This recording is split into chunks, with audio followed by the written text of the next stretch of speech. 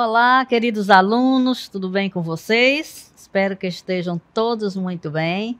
Eu sou a professora Risonilde Araújo e é um prazer estar novamente aqui com vocês. Agora nós iremos conhecer, o objeto de conhecimento da aula 24.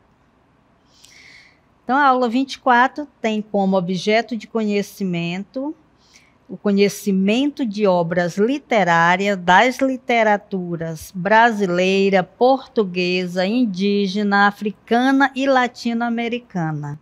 Detalhamento, análise literária de obras das literaturas brasileira, portuguesa, indígena, africana e latino-americana para elaboração de crítica literária embasada nos conhecimentos de estruturas de composição textual, estilos de época, estilo pessoal e aspectos discursivos dos diferentes gêneros textuais, utilizando as diferentes linguagens e práticas culturais, respeitando as diversidades e a pluralidade de ideias dentro dos princípios e valores fundamentados na democracia, na igualdade e nos direitos humanos.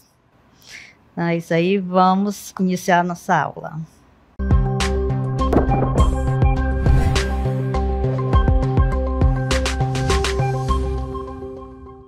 Então, a nossa aula vai se refletir junto aos textos africanos especialmente.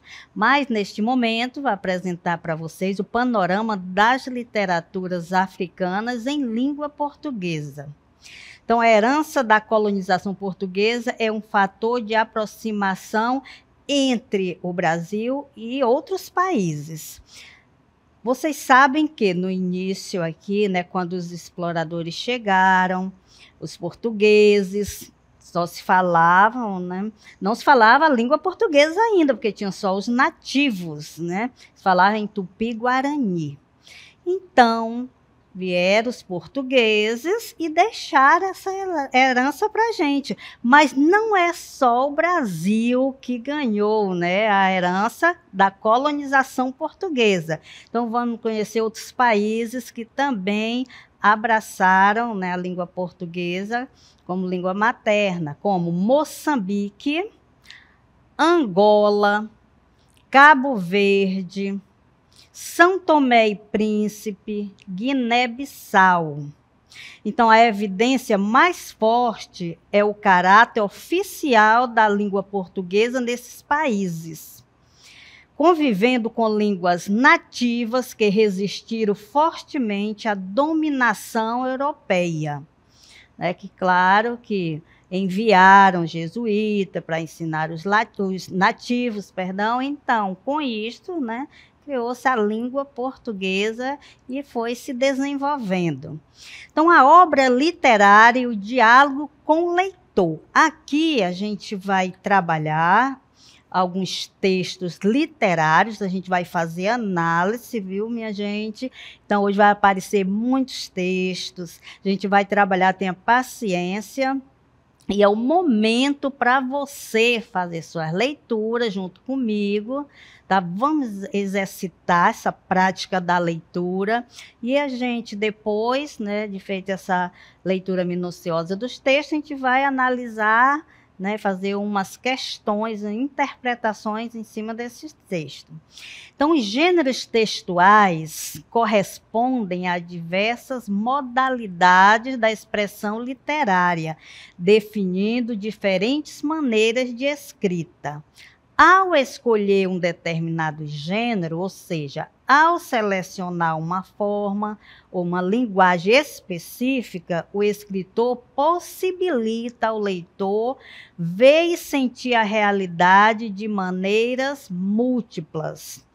Então, quando o autor ele escreve um texto, ele vai deixar livre para que o leitor faça suas interpretações, mas é claro que não é uma interpretação de qualquer maneira, né? Baseado em alguns indícios lá no texto, de alguns elementos que estão na superfície do texto, então você vai lendo e interpretando da sua forma, tá? Mas isso não quer dizer que você vai interpretar do jeito que você quer, né, do jeito que você pensa e não levar em consideração realmente a essência do texto. A linguagem literária, assim como a ciência, a filosofia, a políticas e outras, constitui-se como meio que possibilita ao homem explicar o mundo que o cerca, interpretando e nele interferindo. Então, com esta prática, né, o homem está exercendo a sua cidadania. Quando ele lê, ele interpreta, ele usa o seu senso crítico, né, para sugerir, porque faz parte de você, como cidadão, interferir na sociedade. Acontecem as coisas, não é comigo, não estou nem aí, mas se refere a um grupo, a uma comunidade, você tem o dever, né, de interferir, de buscar soluções, de querer compreender tudo que está ali lhe cercando, né, como um todo. Então, para que isso aconteça, você tem que assumir o papel de cidadão. E exercer a sua cidadania. Mas o que é cidadania?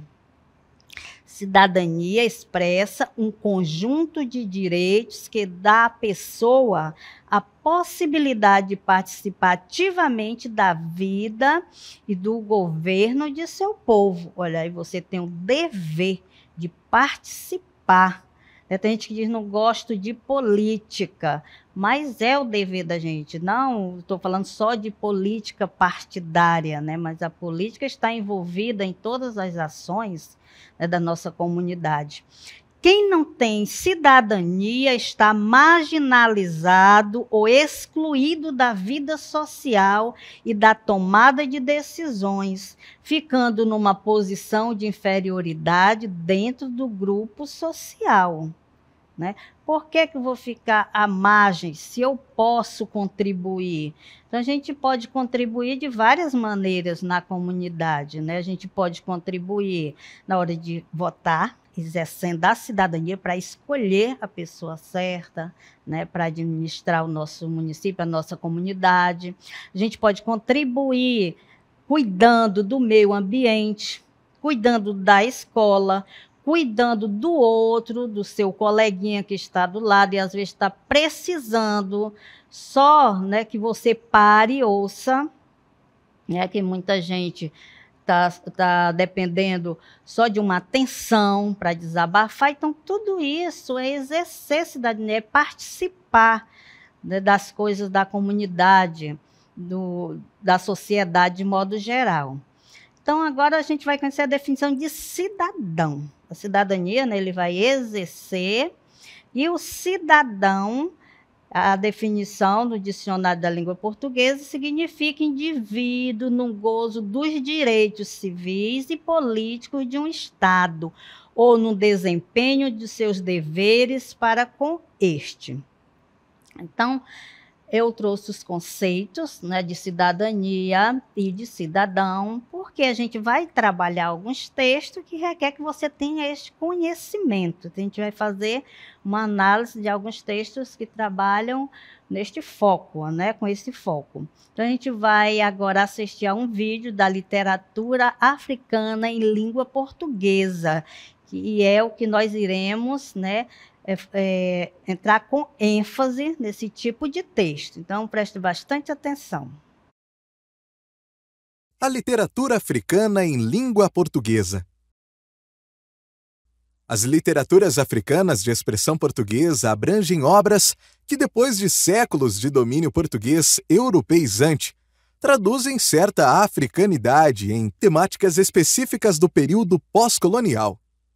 No final dos anos 1940, surgiu o Movimento dos Novos Intelectuais de Angola, Um grupo de jovens negros, mulatos e brancos, reunidos em torno de ideias sintetizadas na frase "Vamos descobrir Angola". Eles se voltaram para a riqueza das línguas nativas e do repertório da cultura oral e popular. Buscavam uma forma de escrita que afirmasse o orgulho de ser africano. Paralelamente, desempenhavam atividades permeadas de intenso engajamento político, o que fez da literatura instrumento de resistência à opressão colonial. Um dos nomes de destaque da literatura produzida em Moçambique é o poeta José Craveirinha, 1922-2003. Filho de pai português e mãe moçambicana, foi obrigado a decidir entre os costumes dos habitantes que povoavam a periferia da capital, Lourenço Marques, atual Maputo, onde viviam negros e pobres, e os dos habitantes do centro da cidade, lugar de brancos e ricos colonizadores. Segundo o próprio autor, sua consciência de mulato o fez buscar pelas raízes que muitos outros mulatos, como ele, procuraram esconder. Participante das lutas pela independência, Craveirinha registrou poeticamente os sentimentos de falta de liberdade, da formação da identidade social e cultural e de resistência diante das violências do regime colonial.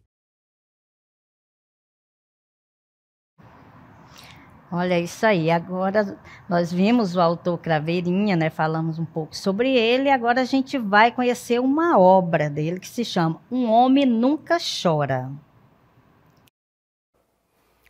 Um homem nunca chora. Acreditava naquela história do homem que nunca chora. Eu julgava-me um homem. Na adolescência, meus filmes de aventura punham-me muito longe de ser cobarde, na arrogante criancice do herói de ferro.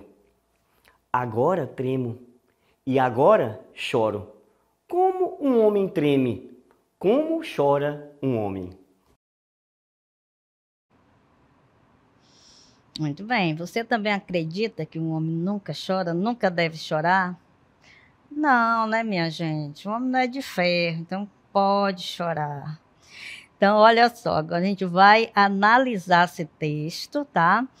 Eu chamo vocês a prestar bastante atenção, a gente vai fazer uma busca aqui em alguns detalhes, né, dentro desse texto. Então, vamos lá. Na categoria O Homem Nunca Chora, né? Então, nesse verso, né, o que é que se quer dizer? O título, né, ele já chama atenção. Né? Antes, há alguns anos atrás, hoje não se cobra tanto isso, que o homem seja duro, o homem... Já mudaram muitas coisas, né? Mas, antigamente, o homem tinha que ser forte, ele não podia chorar. Então, o título do poema de José Craveirinha refere-se ao discurso corrente na sociedade que veta aos homens a sensibilidade e as emoções. Será que o homem não pode ser sensível? Não pode ter emoções, não pode experimentar, nem colocar seus sentimentos para fora? Não, né? Isso não tem nada a ver, né, com o sexo masculino. Isso tem a ver com o ser humano. Todos nós temos sentimentos e devemos colocar para fora. Isto é uma crítica, né? Na verdade, neste verso, né, que o homem não pode chorar. É só a mulher. Já a mulher, né, já pega a fama que é muito chorona, é muito sentimental. Mas isso é muito relativo, né? Às vezes tem mulher que não é tão sentimental assim, tem alguns homens que são mais sensíveis, né? Acreditava naquela história. Na época, ele fala que, né, ele, criança, ouvia muito falar sobre isto e acreditava que homem não podia chorar. Então, vamos ver o que ele fala, né, nas entrelinhas deste poema. Palavras que formam o primeiro verso do poema para comprovar que o eu lírico se afasta da ideia expressa no título é o uso da forma verbal acreditava. Né? O eu lírico é sempre aquele que fala no poema. Então ele diz aí que realmente ele acreditava que o homem não chorava. Então, no pretérito imperfeito do indicativo está o verbo, né? Acreditava, sugere abandono de uma crença, ideia reforçada pelo pronome demonstrativo naquela. Entenderam? Quando eles acreditava, né? Então, sugere-se que existe um momento que se podia abandonar, porque acreditava estar no passado. Né? Então, ele disse que acreditava naquela ideia, né? Naquela conversa, que sugere afastamento no tempo. Significa dizer que hoje ele pensa diferente, né? A palavra história mostra que a ideia é tratada como algo criado e não como fato, e não como uma verdade. Então, aquilo é coisa da cabeça de algumas pessoas. Agora tremo, quando ele fala agora tremo, e agora choro. Né, quando eu era criança, ou quando eu era adolescente, eu ouvia meus pais falarem isto, mas agora não, agora chora sim, pode chorar, né? Na quarta estrofe, a função do advérbio agora, olha, quando ele diz agora tremo, na construção do sentido, considerando a estrofe anterior, marca a mudança de compreensão da condição masculina, diferenciando a concepção que tem no momento daquela que tinha quando adolescente. Hoje ele pensa diferente, né? Ainda envolvido na arrogante criancice dos heróis indestrutíveis. Eu julgava-me um homem, como um homem treme, como chora um homem.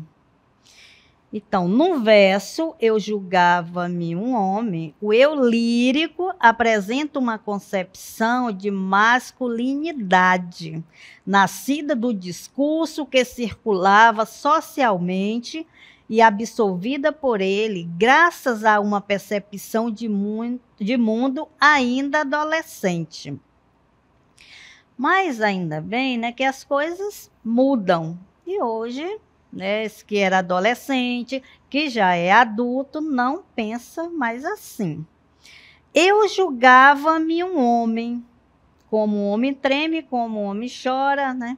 Nos versos finais, surge a experiência do adulto que revela de maneira emotiva a certeza de que o homem pode sofrer. Então, esta foi a conclusão que se chegou no texto, né, que nós trabalhamos, da literatura africana, porque, gente, o que nós herdamos não foi só a língua portuguesa, só a fala, né? Acho que dá para perceber, né, acho que vocês também já estudaram sobre isso, que nós herdamos também coisa da culinária, né? Então, a culinária, a fala, as brincadeiras, muita coisa, as músicas, até dentro da religião, né, tem símbolos africanos, né, que nós herdamos da época.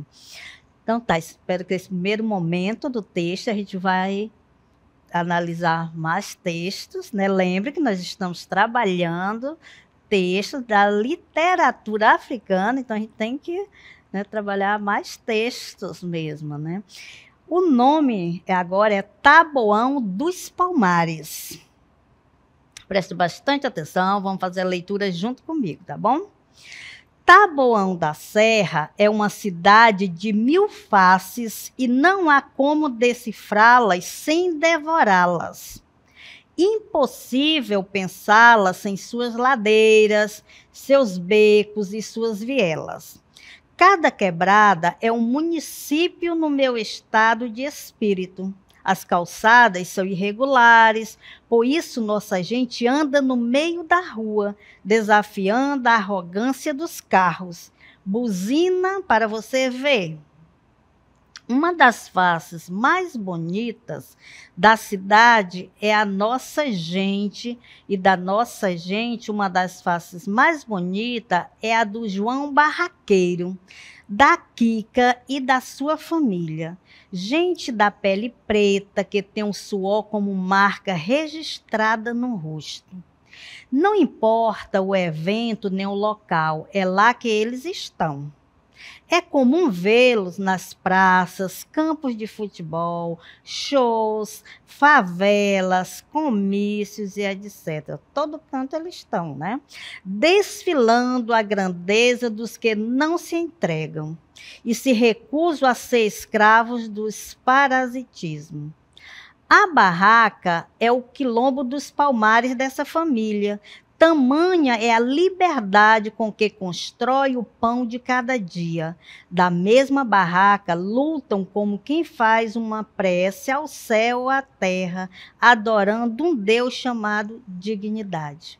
A coragem que exalam das mãos é de assustar qualquer senhor de engenho ou capitão do mato.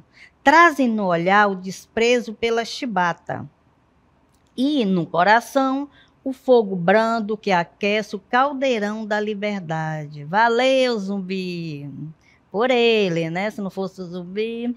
Então, com todo o respeito às ancestralidades, que a mãe África me perdoe. Mas mãe é aquela que cria. E o João e a Kika são filhos de Taboão da Serra. E não por acaso são nossos irmãos. Axé. Para aqueles que acreditam que o caráter depende da cor, uma poesia. Que a pele escura não seja escudo para os covardes que habitam na senzala do silêncio, porque nascer negro é consequência, ser é consciência. Né? Lindo texto.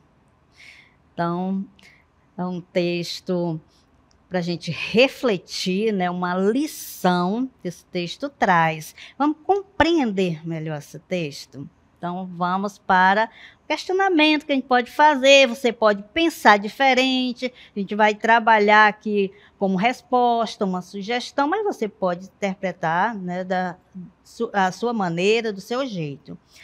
Do que se trata o tema do texto?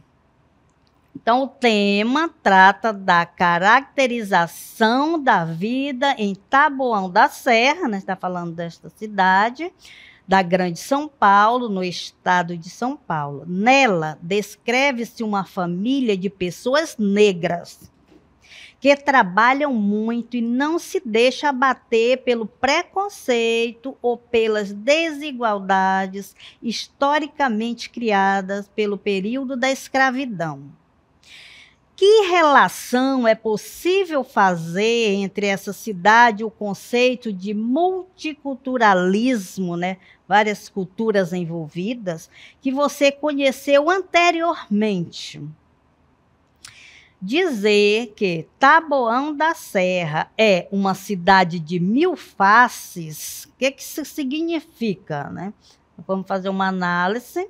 Significa dizer que a cidade é multicultural, né? Isto é, uma cidade diversa em que coexistem diferentes culturas e pessoas com identidades diversas.